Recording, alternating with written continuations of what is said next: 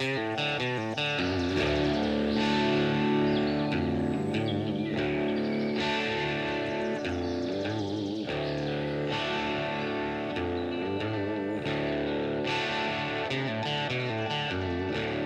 for tuning in. My name's Andre Servin, and you're listening to Off the Roost Podcast, brought to you by Off the Roost Custom Calls, turkey calls for the serious hunter.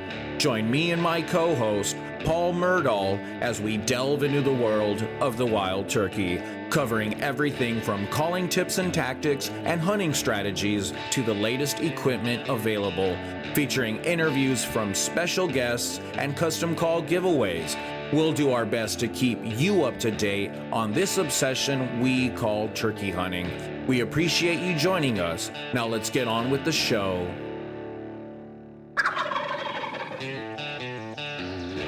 Hey, everybody. You're listening to the Off the Roost podcast, and this is episode 14. As always, I'm here with my buddy Paul. Paul, how are you doing? I'm doing good. A little surprised got back all this white stuff when I left. Yeah. The flowers were sprouting and the trees were starting to bud, and I come back and the flowers are covered under 4 inches of snow. Yes. Yeah, I know for sure. I know you were texting me while you were over in Mississippi, and for the most part, the snow wasn't too bad, but I would say there was one day they were freaking out about the snow, and that was the day where nothing really happened. And then this past weekend when you were driving up, and this morning is kind of when we got more of the wet snow and the high winds. Yep. So I guess speaking of it, how was Mississippi? Oh, it was way better than last year. To start off, I kept the poison oak to a minimum. Nice. Just a few patches around my wrists here and between my fingers, and I did pretty good on that. I actually, before I went out and I bought 4 pairs of camo, tops and bottoms. So whenever I got back to the truck, I could just take a pair off, stuff it aside, and throw a new pair on in the morning. And then after 4 or 5 days, I'd run into town and run them through the laundromat and go through the cycle again. Yeah. I wasn't dragging it into my bedding and stuff like that, so I was good with that. Nice. Right. Nice. So I know you filled one of your tags. From what it sounds like, you almost filled your second tag, but there was a little bit of a common mishap, and I think a tip that a lot of people would benefit from. It's happened to me too, by the way. We'll get into that when we get into the story. Okay, cool. Yeah. So you want to talk about it? Yep. So, what I did was, I left here at 3:00, I think, in the afternoon on, would it be Tuesday, right? Yep, Tuesday, and did the red eye and got down there right about 6:15 in the morning to a new area that I was going to check out, and it was just perfect. It was just starting to get light when I started walking in, and it was calm, clear, beautiful morning, and I wasn't hearing anything gobbling. So I made it back to the end of the property, and that's when I finally bumped into those hens, and I got that video of that hen, purring up in the tree, and I just kind of had a thought, that would be kind of in reference to what Denny was talking about in the last episode we did, where he was talking about when the predators were seeing him, and that hen jumped up in the tree and sat up there and was making the ruckus. And I would liken that to what Denny was talking to, because she had to know I was there, because 3 hens had just flown away from the same area. Yeah. And then she was just up there jumping around and cackling and, putting and purring, letting me know, I see you. Yeah. And then when I finally got up to walk away, when I got a pretty good distance away from her, then she flew out of the tree and took off. But then when she was gone, I noticed there was one more that was still remaining that I hadn't heard prior. Yeah. And it started clucking back there. So I never did get back into the area. The next morning I went to a new area to scout. I wanted to check out some new areas before the season because I had some in my back pocket that I figured would have turkeys in it, and I was pretty familiar with them areas. So I went into this new area and right away in the morning I started going down the ridge and I got maybe 3/4. It was a pretty decent sized ridge, maybe I suppose a half mile long, maybe 3/4 of a mile long, maybe. And I got probably 3/4 of the way down and started listening. And down to the south, I could hear, right around gobble time. Anyway, I know there was at least one Jake. And from now that I'm thinking back on it, it was probably one Jake and two gobbling Jakes. But then back in the wood, I could hear them real good from where I was. And then back in the woods farther, I could hear it all a pretty good amount of there wasn't a lot of gobbling, but I could pick out, I bet 5 or 6 different gobblers back there. And then on the north side of the ridge, there was just one bird that had gobbled twice, a little farther up closer to the road on a little point that come off the main ridge and kind of plateaued out there, and he was sitting out there. So I was like, cool, found some birds to go hunt. And then got back to the truck, checked the forecast, and the forecast was for super heavy rains overnight into the morning. So I hopped in my truck and I drove to a new area that wasn't supposed to get rain in the morning. I drove 3 hours to a new area that I had been into last year, and I had heard some gobbling around, and I was only in there for a day. And on the way out that evening, I had spooked the gobbler off the roost, and it was kind of a neat situation. I was just coming up out of the river bottoms, and it was a pretty wide river bottoms. I bet it was a half mile wide. And I was coming up out of there, and right before I got to the ridge, just going up the ridge, I started hearing a hen cluck over to my left, more of a pit, boop, boop, boop, boop, boop. And it was almost dark at this time, and she was still on the ground. And I'm like, well, she's got to be over there nesting, right over there to be this dark and she's still on the ground. And no sooner did I take 2 more steps that right above my head up on the ridge, and big old gobbler jumped off the limb and flew away. So I got in there for a couple hours scouting that evening, and I did see a gobbler track, and then got back in there the next morning nice and early, and I think it turned out I was going in kind of blind because I went one way at a split that evening, and I went the other way that morning to hunt because it would have been closer to where that gobbler was that I had seen the year before. And I ended up where I was sitting. My listening point was in between 2 turkeys. I could hear the hen in front of me, just a couple little bubble clucks while it was still dark out. And I was like, well, there's some turkeys around. I guess I'm going to have to stay here. But about that time, I started feeling nature calling. So and the hen, when I heard her bubble cluck, she was, deep enough in the woods where I thought maybe I wouldn't bother her.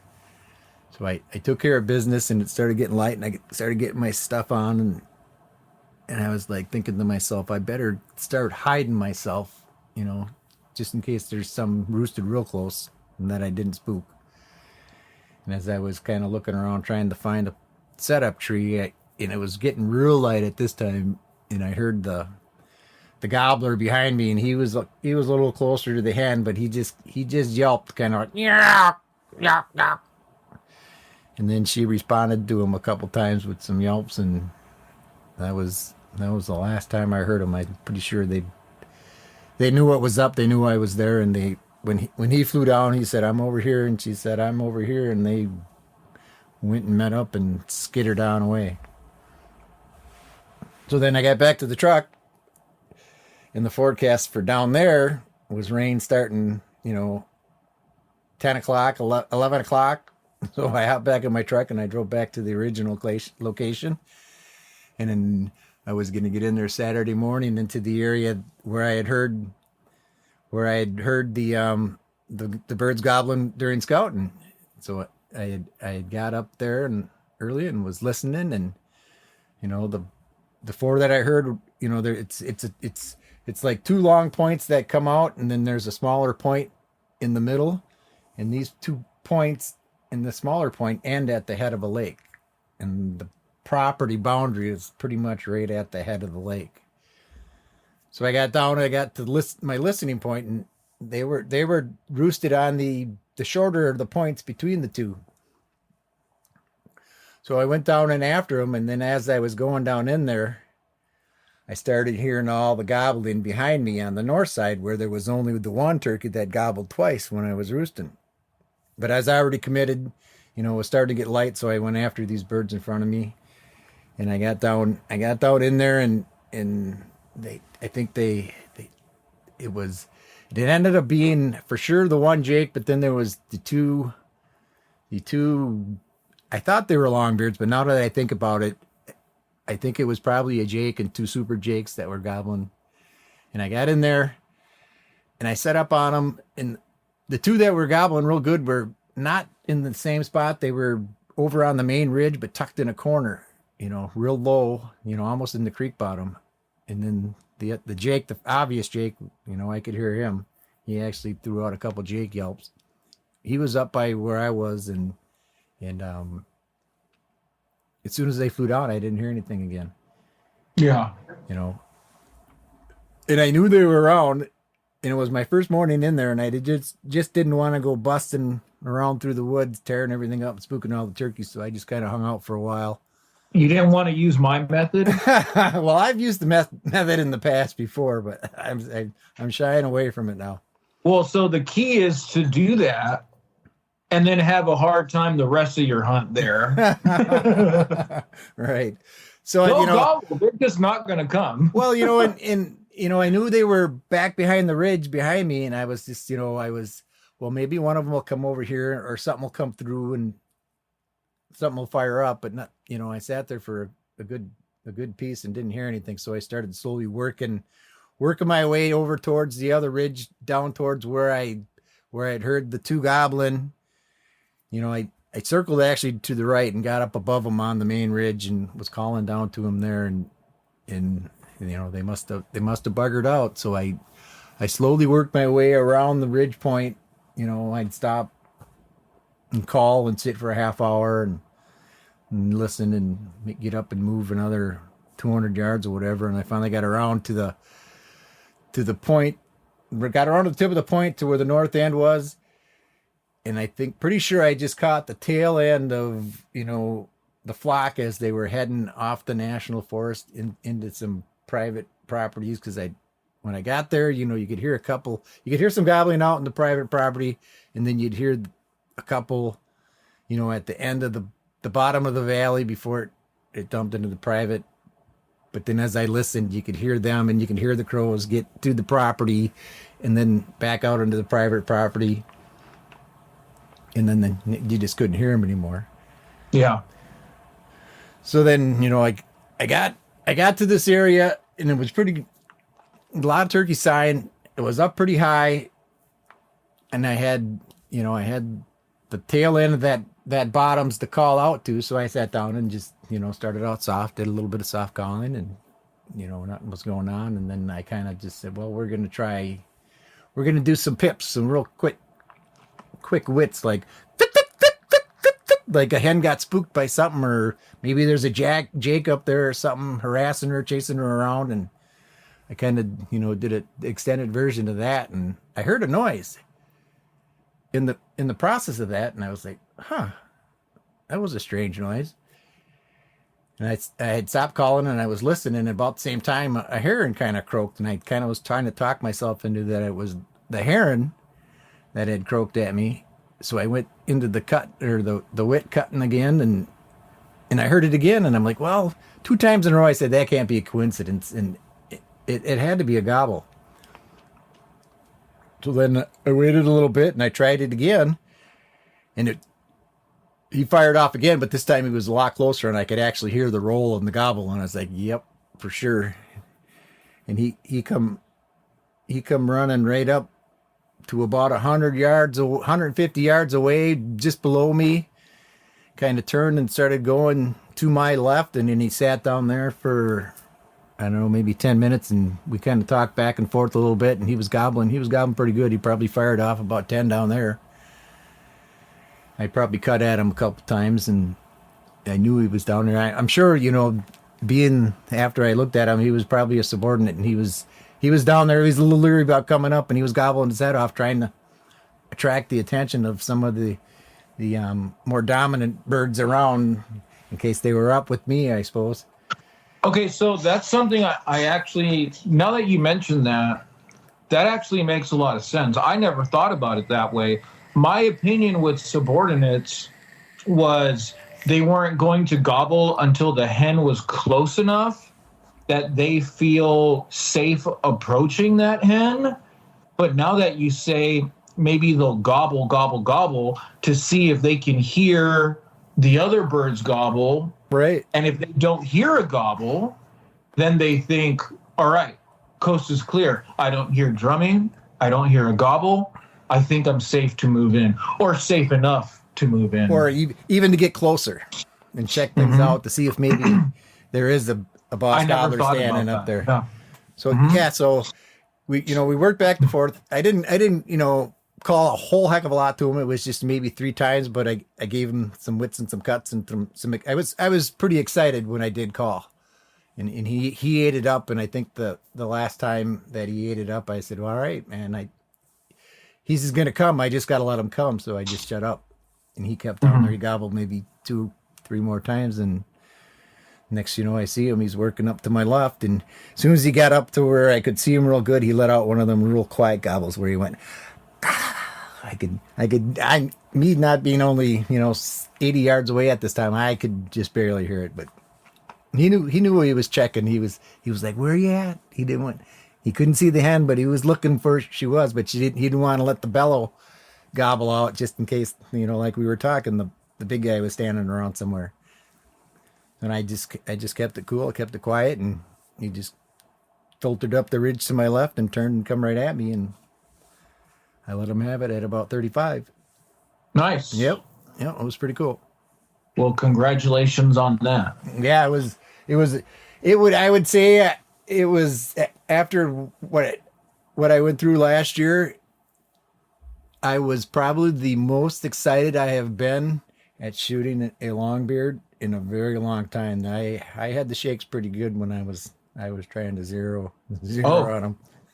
For sure. I'm sure it was one of those moments too where you're kind of like, oh, it's happening. Let's not screw this up because it's about to happen. Right. Definitely. And then all the pressure I was putting on myself, because I had blanked last year, and it was pretty much nothing. I maybe was close for 3 weeks. I was maybe close twice. So I was putting a lot of pressure on myself, and it was a big relief pressure wise to get that one out of the way right away on, my actual full day of hunting. Yeah, Saturday or something, right, I think. Right. Last time you went down, though, it was like horrible weather. The weather was bad. The birds weren't really talking. It sounds like you were in them this go around, though. So right. That's good. Well, they've had some recent good hatches the last couple of years, and I think what my deal was last year is with the good hatches, there was a lot of available hens and jennies, but not a lot of available subordinates to keep the gobbling activity going around the group. It was the main core group with a bunch of hens, and they were all in a group, and there's no need to gobble when they're all hanging out together. So they'd gobble on the roost, they'd get together, and they'd head off to where they were going, and you wouldn't know where they were going because they'd never say another sound. Yeah. So this year was quite different. I was actually, I would say in 3 days down there, I probably heard more gobbling than I did for the whole 2.5 weeks of the year before. And I just That's great. I just likened to that because the year before they had all the hens and jennies and not getting any competition out of the jakes. And now a year later, the jakes are now the 2-year-olds, and there's a lot more breedable adults running around that can gobble. So for sure. Right. Cool, man. Well, I'm real excited for you. I'm excited that, you could, head on down to Mississippi and get the job done relatively on kind of a new piece of public, and that's great, man. So the thing that got me is when I went in that Thursday morning and scouted, and I heard them birds way off to the south. I had kind of set that in my head as that was the main roost location. So every time I went in there, I was planning on going in to that area. And for the first few days, I ended up tripping myself up because I'd go in after there, and it turned out the flock was behind me, and it was just these, now that I'm guessing, 2 jakes that I was monkeying with, or 3 jakes that I was monkeying with, because as soon as I'd call to them, they'd go quiet and you wouldn't hear them again. So I ended up doing that on the Sunday too, where, I got in there and they were the first one to pop off again. So I was going down in there to get set up on them, and I actually got fairly close and just up from them, and I got them to respond that time, either on the roost or just off the roost. But shortly after, they just went quiet, and like you say, you couldn't tell where they were going. But I had known that the birds, because as I was saying, I was going down in, they fired off on the other side, so I quick got up on top again and was sitting around listening to hear some gobbles, and then the road bird showed up, and he started firing off. And when we were talking, I was telling you how you can't hear the gobbles from real far away down there, and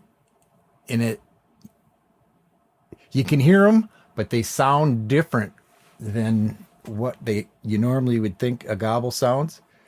So, and I heard this guy, I'm pretty sure he was a turkey hunting guide down there, and he did a pretty good write up on a lot of the national forests, and he talked about this national forest here, and he thinks it's something possibly in the trees or something, some minerals in the trees that really give the woods a real harmonical, tone to them. And I could hear it when I would sit down on a real quiet morning, and when I just put out the quietest little yelp, it would just ring through the woods around. You could hear it. So when you'd hear these gobbles that were farther off, when I'd hear them around here, if I was in Georgia or something, you'd hear it, and you could hear the roll in the gobble. You heard like a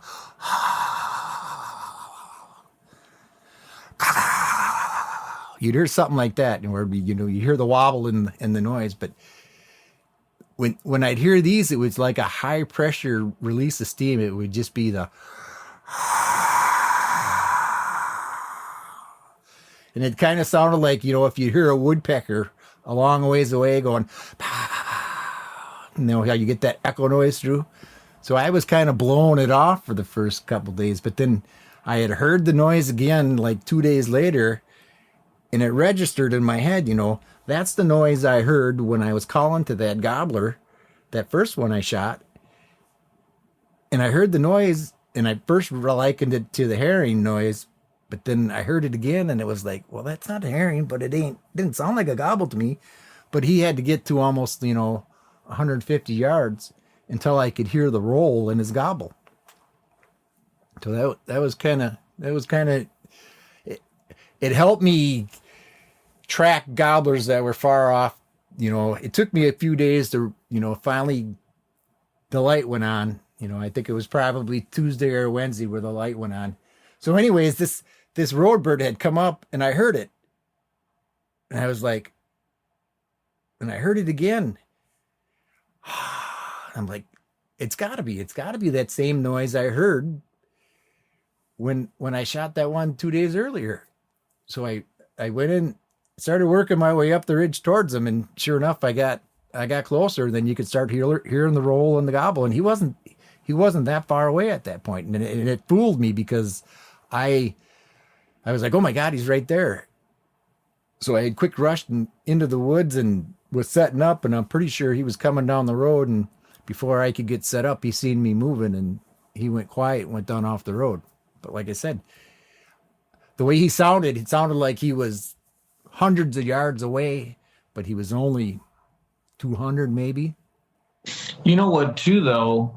He could have looked in that direction and gobbled in that direction and maybe that's why you thought he was a little further away as well.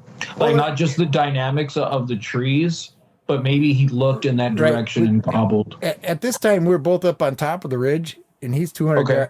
he's 200 yards away from me. When he gobbles, I should hear, it shouldn't be,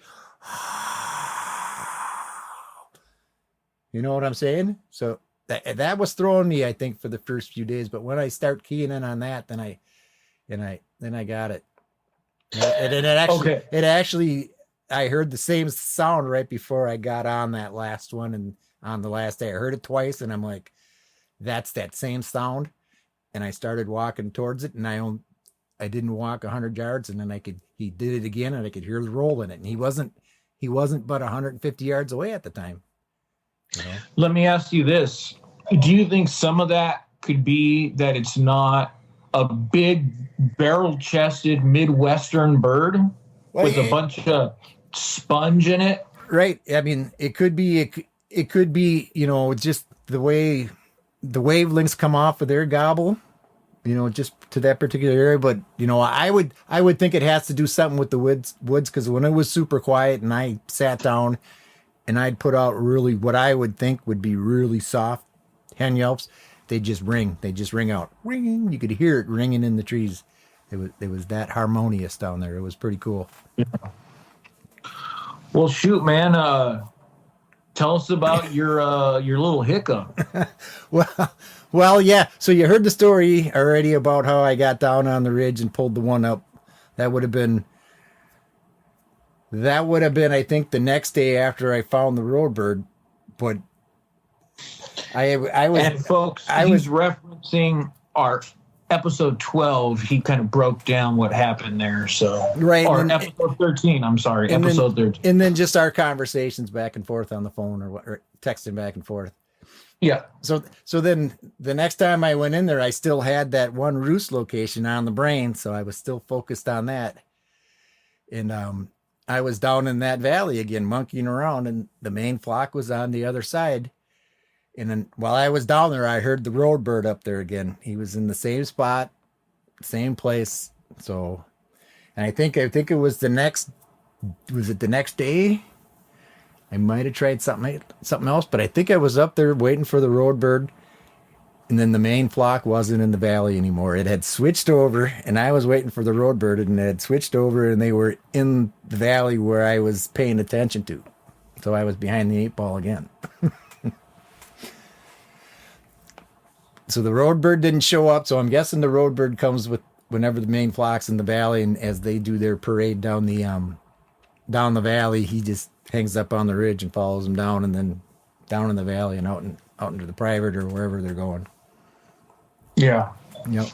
So then the next few days after that, I went to another place one day, and I didn't hear anything until I got way back in, and they were already out on private property, and turned around and come back. Lost a 4-pack of calls. I had them in my cargo pants, my cargo pocket on my pants, and I must have forgot to snap it when I put my. Were any of those the Shane Simpson calls? The Shane Simpson call, I'm pretty sure the combo cut was what I called the first one in. Oh, nice. With the one, yeah. but I dropped that one like the next day. Oh. I don't like to keep them in my mouth, so I'll hang them on my lip, or I'll carry them in my hand, and then after a while, subconsciously, I'll go to shift shoulders with my gun or something like that, and I'll just drop it. Yeah, so I got to find a better way. I got to find something that a case or something that I can stick to the outside of my vest or something, or to my wrist, where I can just pop it open and throw one in instead of having to dig in my pockets all the time. Yeah, my Cabela's vest has this little. You compress it. It's this little bag. You squeeze the top, throw the calls in, and it's got a little clip put on your vest. And I love that thing because, yeah, when I'm not using them, I'll put them in there. The only time I'll kind of have them out is if I'm just kind of doing some blind calling. I'll set it down on my knee or something like that, if so it doesn't get all soggy and stuff. Yeah. And then I guess the other call that I had used the most would have been one of Shane's split V's. Nice. That was I would use that one after I lost his first one. I'd use that one if I was trying to keep it soft, and then if I wanted to get a louder, I found a Woodhaven split V that would let me pop some real good cuts off and get me louder, and I had a nice resonant yelp to it, not so much scratchy. And Yeah. I used that when I wanted to get loud and aggressive, and then I'd throw a combo cut in there every once in a while that would have been mid range between them. It wouldn't work quite so well on the soft, but it was mid range, and I could get louder with it and still get fairly soft with it. Nice. Yep. So that, and then after I had seen that one, I got him up to 60. He was a good bird. I kind of had him on my brain too. So when the flock had switched valleys and was over in the south side where I had originally been paying attention to, I still kind of had. I had one bird already, and I wanted that one. He was a nice bird. I wanted to get in there, and I wanted to play around with him a few times to see if I could coax him up a little farther one more time and get it done. And I did that for probably the last 2 days, and then I had my 1 day left, and they were roosted over there. I'm pretty sure they were roosted over there 3 days in a row. And in the one night I had got in there, the second to the last night I was down there, I got in there to check on them and see if I could roost them. And half hour before sunset, I did hear the one gobble, and I was telling myself, God, it's still a half hour. They could be a long ways away in a half hour. Are they going to roost right here? But then I still had that one gobbler on the brain. And I talked myself into, well, maybe they'll be over in that valley because they haven't been over there for a while yet.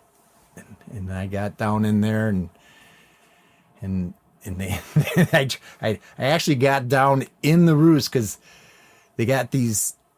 It's a finger point that comes off the main point, but when it gets just above the bottoms, it flattens out into a nice plateau that's maybe 100 yards long and about 50 yards wide, and it's just the perfect spot for him to dance around all day long and do whatever. And most times when I was in that area up on that ridge, if they weren't gobbling, readily, like say in the morning or whatever, if I was sitting and I'd listen, you'd hear one. He'd gobble in that spot, and then there was another spot just across the bottoms, just down the bottoms, maybe they were probably maybe 400 yards apart, and there would be another one hanging out there for quite a while. And I got in there, and the one day I was like, all right, I'm going to give these guys a workover, and I'm going to work on this one here first, and then I'm going to cut over and I'm going to work on the other one and see if I can get him to go. And if I can't get him to go, then I'm just going to sit quietly and find out where he's going to roost. Yeah. So that would have been the 15-hour day when I went out at 5:30 in the morning, got back to the truck at 8 o'clock at night. And I called quietly, as it was getting towards roost time, and then I went quiet, and sun sets and I'm done hunting. I don't feel like shooting something that's going to come run. And I don't think I'm gonna. The thing is with roosting down there, it's hard to hear them because they're soaring off of the ridge tops into their roost trees, and they don't make a sound. They're not flying up to them. They're just lighting off a ridge top, and they're flying in, and they're landing. And I think this guy, when he come in a little late, and I think he misjudged his approach, and he must have had to flare off because that's when he cackled. And then I heard him land in the tree, and it was the biggest, hugest pounding wind beats I ever heard. I was like, holy, this is a big guy. And then I was like, all right, I got him marked. I had him pinpointed. He was only 150 yards away from me. I just had to let it get a little darker and sneak out of there. And then as I was slowly walking out, I heard him. He had shifted even closer to where I was, and I could hear him flapping in that tree. So then I bugged out of there and the plan was to get in there bright and early the next morning, and I was swinging up around behind him because I had to walk down my ridge, cut through the bottoms, get up onto his ridge, swing around him, and then come into him from the top side because I had a pretty good idea where he was flying down to. It would have been the spot where I kept hearing him gobble from all the time.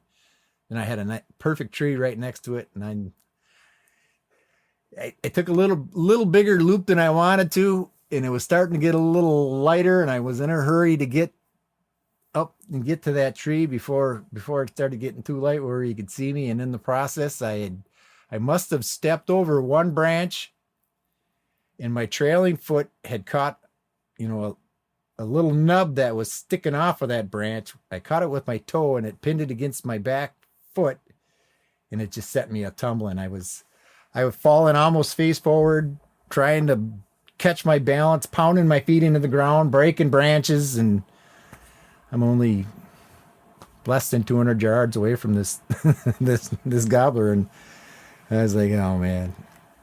And I sat up, and I never heard him. I never seen him. I had never heard nothing.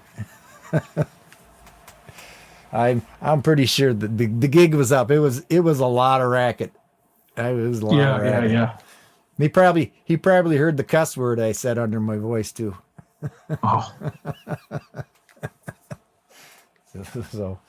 So yeah, that would have been I think midweek.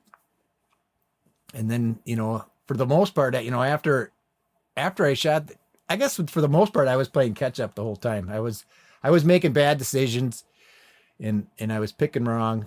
A couple times when I was standing up on that ridge and I was waiting for him to go off, when I first got there, the original gobble time seemed to be about 6:40, 6:45 is when they'd start popping off. But then towards the end of my trip, say like Wednesday or whatever, there was a couple times where I was walking down that ridge, one would pop at like 6:15. And it'd be like, But then I talked myself into going where I originally thought I would be going. And it would turn out where that original one gobble happened at 6:15 in the morning. That would have been where the main flock was. And I'm sure it was just a competition factor. They were all there, and one of them was just raring to go. And it was like, all right, let's go. Let's get this going. I imagine one of the 2-year-olds. And that happened to me twice. And both times I made the decision to go off the other side. And in both times they were on the side where the gobble came from.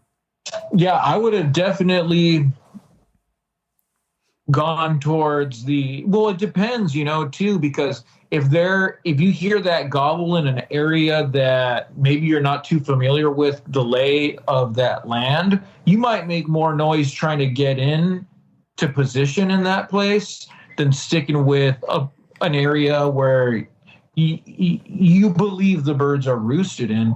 But if I hear that and it's an area I know pretty well, I'd be tempted to maybe redirect my plans unless I had a bird officially roosted. Right. If it was just a guess, I'd probably go where I heard that first gobble. Right. And like I said, I had big turkey on the brain. I wanted the big one. I wanted to get in there and mess around with that one that I had up to 60. I wanted. And about that was the time that I had set my goals on him, is when they had switched over to the other valley and we're over there. And if I was really wanting to get into that other valley, I would not sit up on the ridge I was on. I would come in from the next access point down and get around behind them, because it seemed when they would roost, they would go off to the south in that direction. They'd never come my way. Yeah. So I was always, when I was up in my listening perch up there on that main ridge, I was always behind the 8-ball to begin with when they were over there, because I was always chasing. And I was always chasing for the most part for the whole weekend. The one that I shot and the one that I got up, they were birds that I actually had to make gobble, and they were afternoon birds. So why don't you mention your window? Oh yeah, my window. So I get back to my truck. This is maybe 11, 12, a little later, 1 o'clock, late afternoon.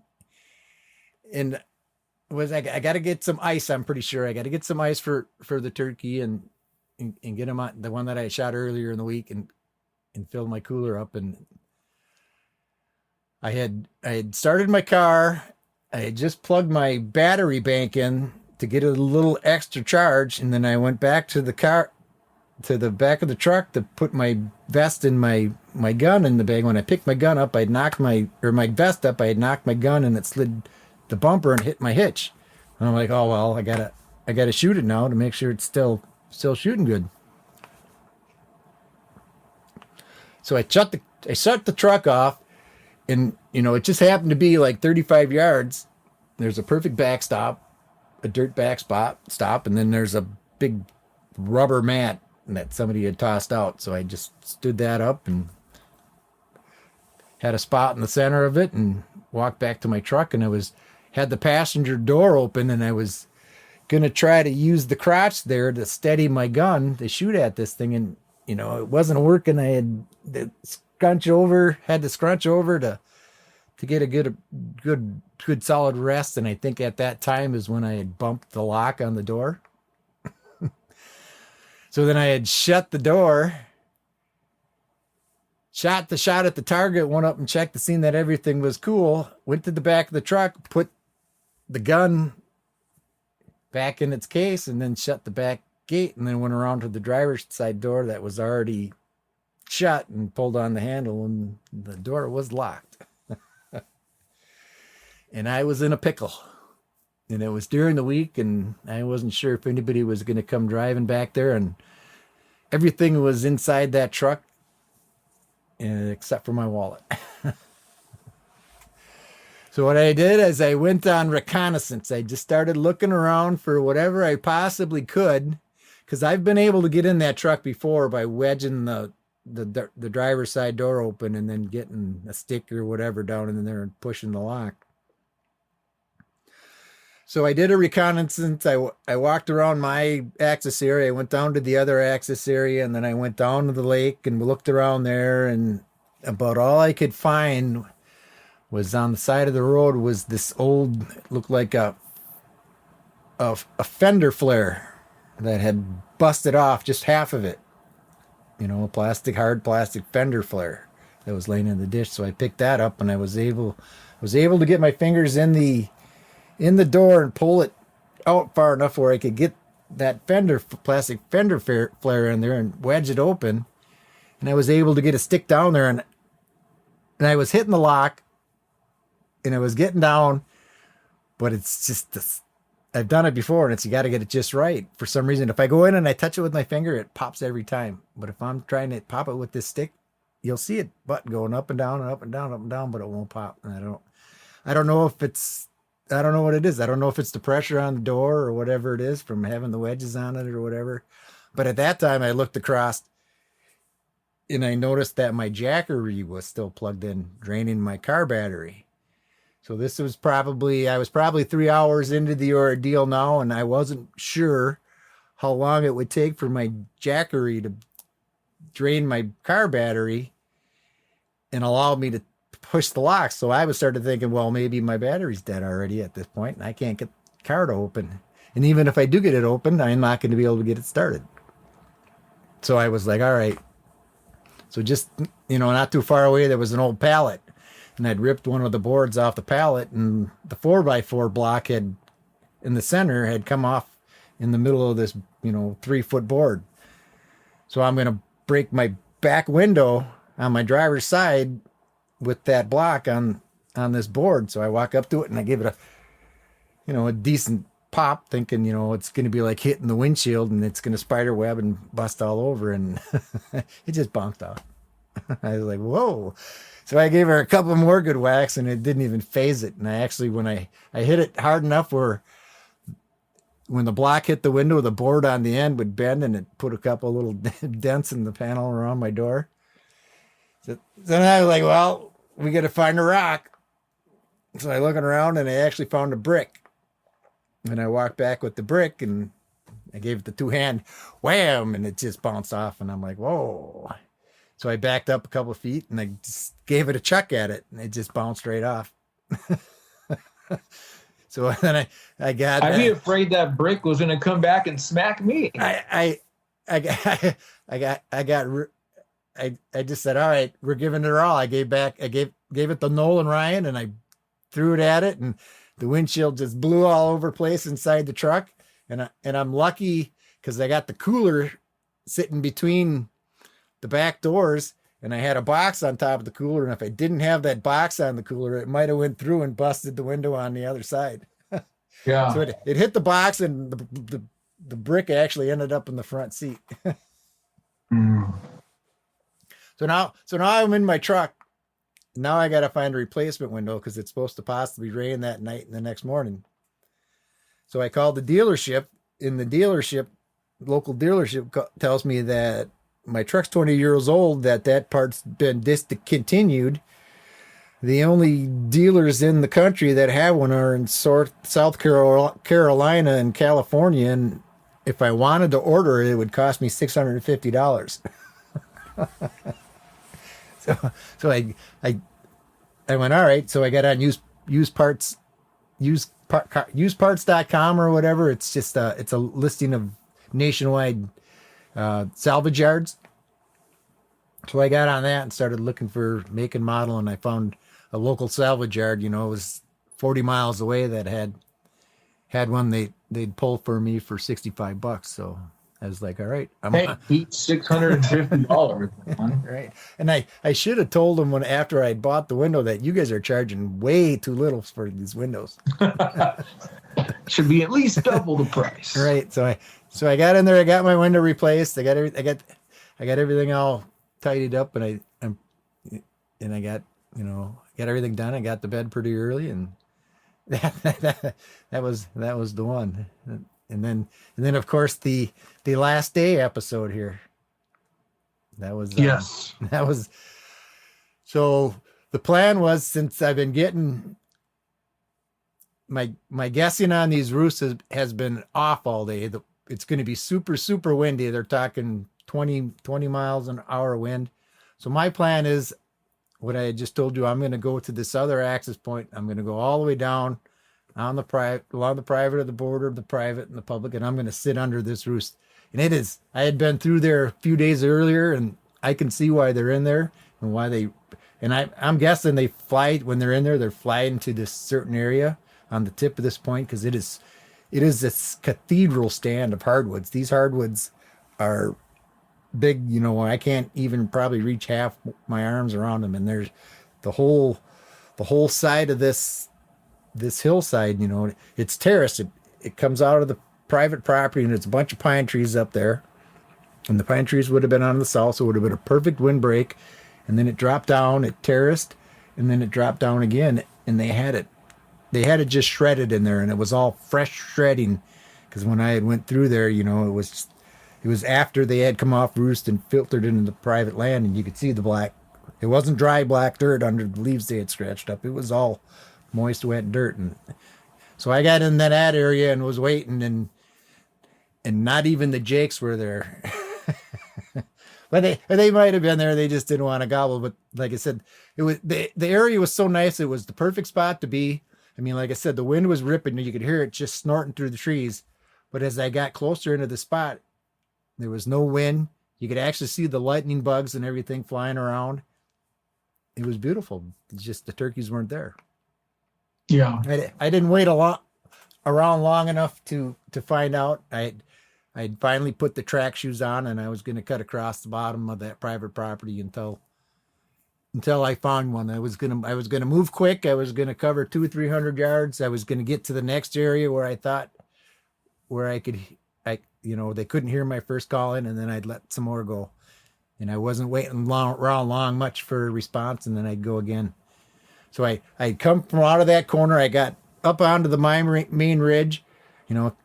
Maybe the road bird was going to show up, but I didn't think so. It still had in my mind that they were possibly in that north side of that ridge in that one valley, because with the wind, there was no way I was going to hear anything because the wind was blowing that direction. And I got up over there, and I kind of waited a little bit, did a little more calling from there before I went down and got across the other side. And I got down across the bottom, started getting up into the ridge on the other side, and I just was sitting down. You know, I was on a road that, you know, the ridge road that they usually have running down the tops of these ridges down into the bottom or whatever. So I was probably, you know, 300-400 yards into the woods on that road going up the ridge on the farther side. And I was just sitting down, you know, listening, because I had just got, it was about to a point where I could listen over to the other side of the next valley. And that's when I hear that gobble that I heard, that far off woodpecker.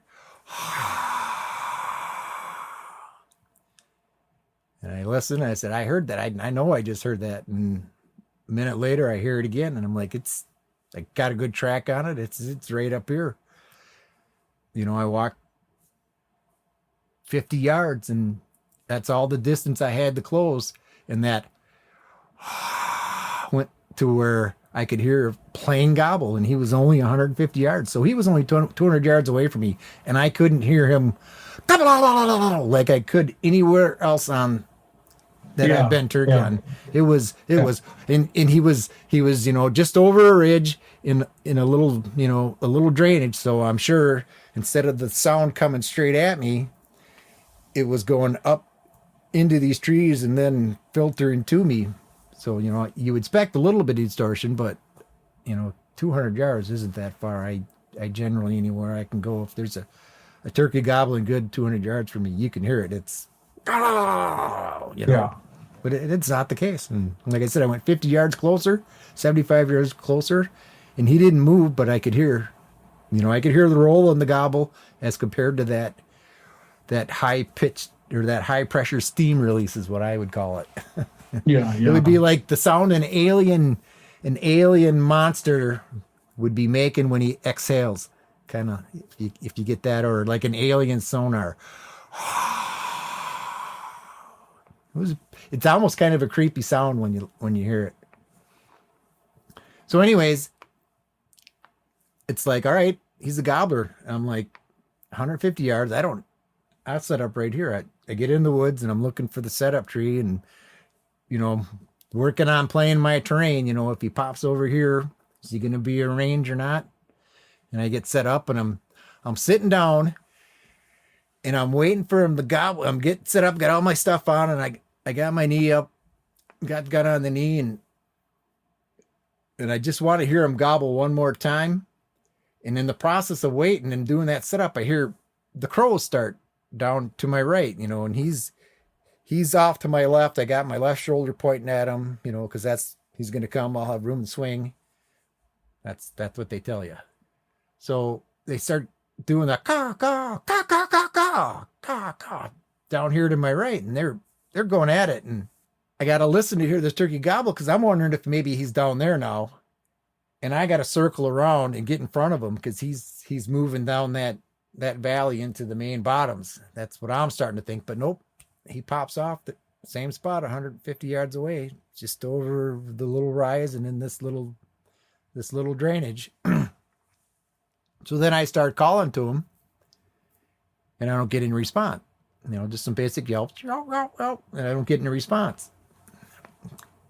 Wait a little bit, call a little more. No response. Meanwhile, all these crows are still going at it down here to my right. And then the light went on. I'm like, the boss is down there. And this is a subordinate up here. And the reason he's not gobbling to me is because he knows the boss is down there and he don't want to attract attention. When I realized that, all I had to do was shut up. I shut up.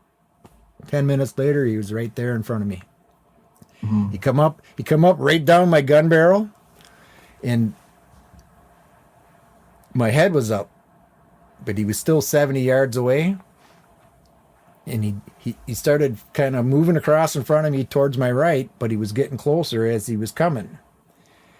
And he got in the range, and I'm trying to get out in front of him now, because now when he started moving, I'm already behind him. My barrel's behind him. I got to swing and get in front of him and get a shot off at him while he's still in range, and I don't spook him. So he gets behind a cluster of trees. And what's nice about, you know, and I heard you talking about how you're trying to maybe use that vest with that cradle, how you lay in it. What's nice about that is you can rest your gun on your knee, and instead of having to move the gun, and then you're off your knee and then you start getting shaky, all you got to do is move your gun on top of your knee or your hand on top of your knee, and you'll have your shooting rest all the way over as far as, you can open your legs. And then you'll have to pick up. But he didn't go that far. He had quite a bit of ways to get. And I finally got out in front of him, and I was waiting for him to come into the opening, and he come into the opening, and I laid the hammer down, and it went click. The worst. In all my haste to get down into that roost in the morning, I was running a little late. I had a pocket full of shells, and I didn't put one of them in the gun. So the only thing I can say that's like similar that happened to me, this was in Iowa. I climbed from a bottom up a bluff, and I forgot exactly what happened terrain-wise. I think it was really steep, and I didn't think it was a good idea to have a loaded gun because I was like, I'm probably going to fall. So I took the shells out of the gun and just put them in my pocket as I climbed up. I get to the top, and I'm working a logging road. I hear some rustling in the leaves, some walking, and I'm like, I think that's a gobbler. I think that's a turkey. And then there was nowhere to really get set up at, so I just like plopped down next to what would be the incline of this logging road halfway through this bluff, just pressed my body up against it, and then a turkey pops up. Now, to make myself feel better, I never saw a beard because of the angle that the bird was at.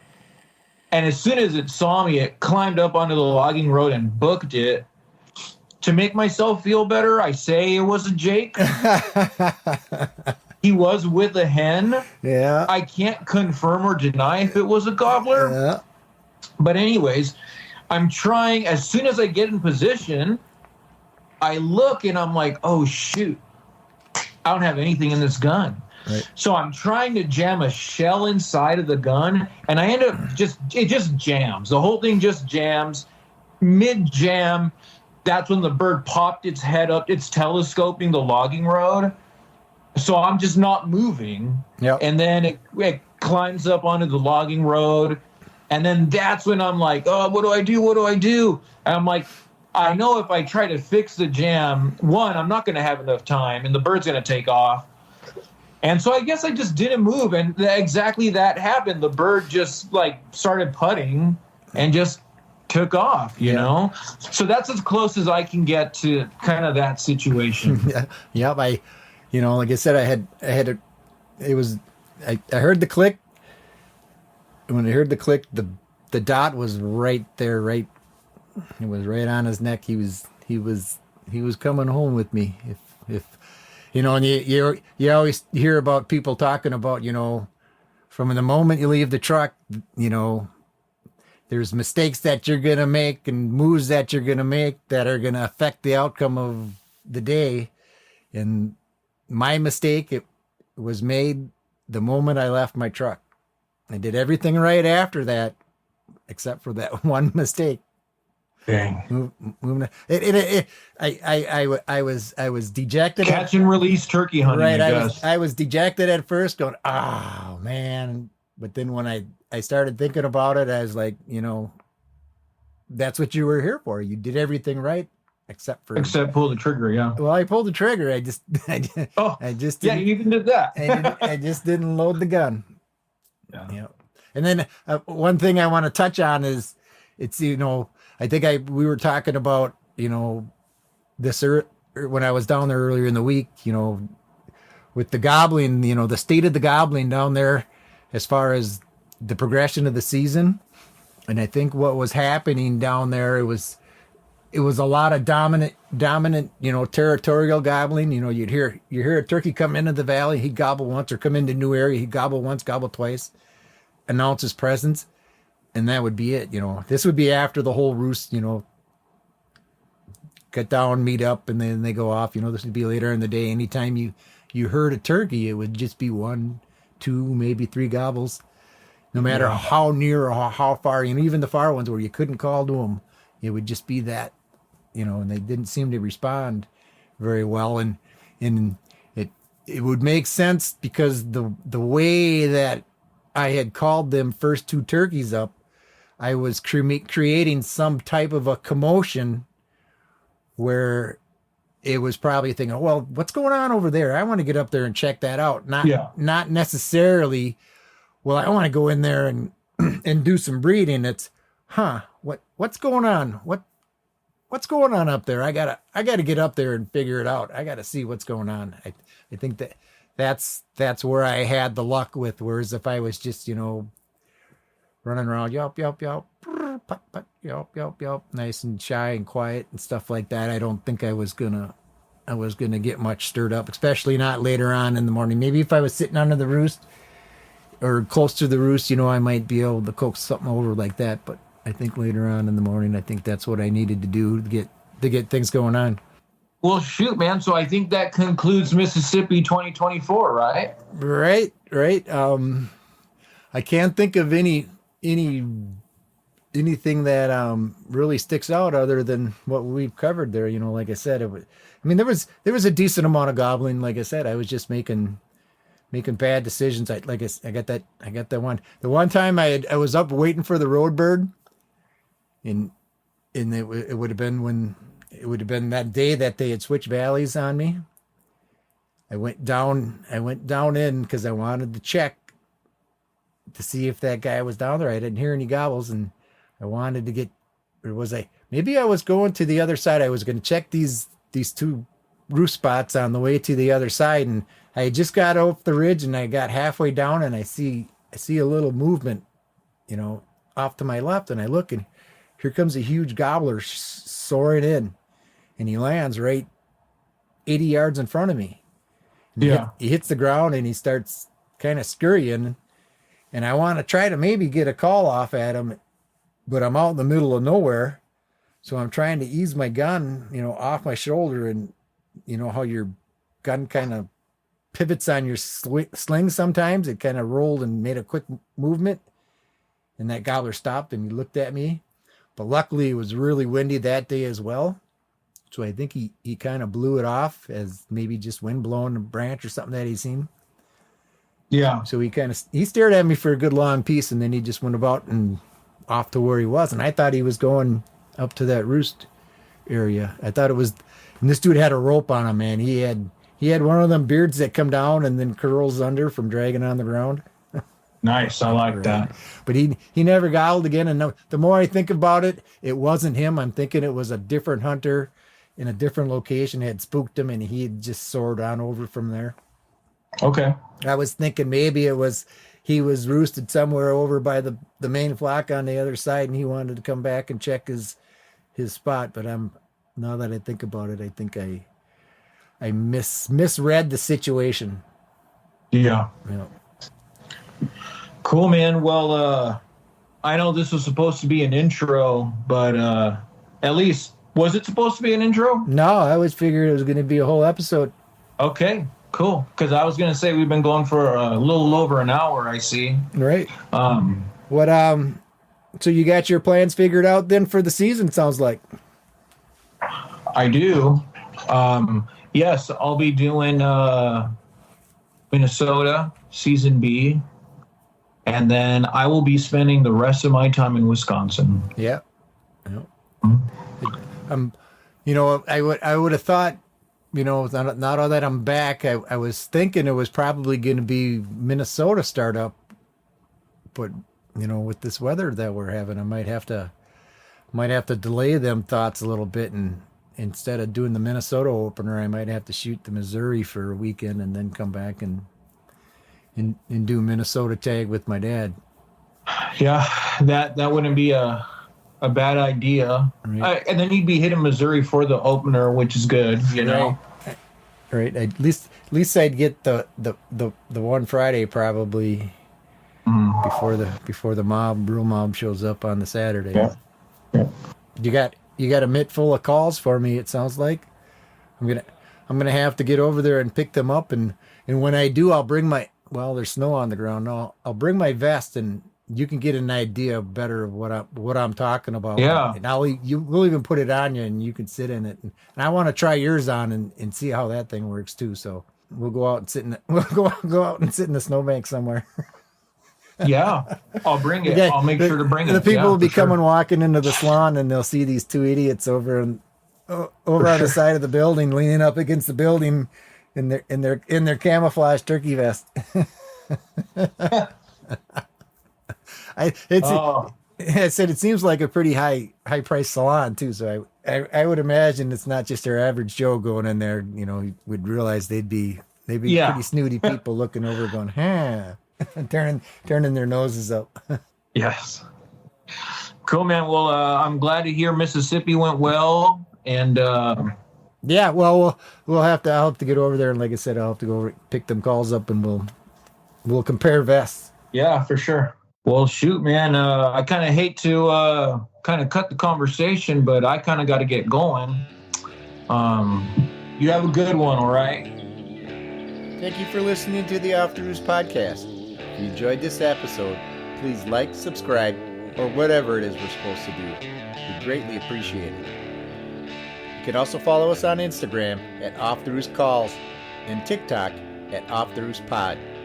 Stay tuned for future episodes where we'll do our best to keep you informed and try to preserve the heritage that surrounds the elusive and sometimes mystical animal that is the wild turkey.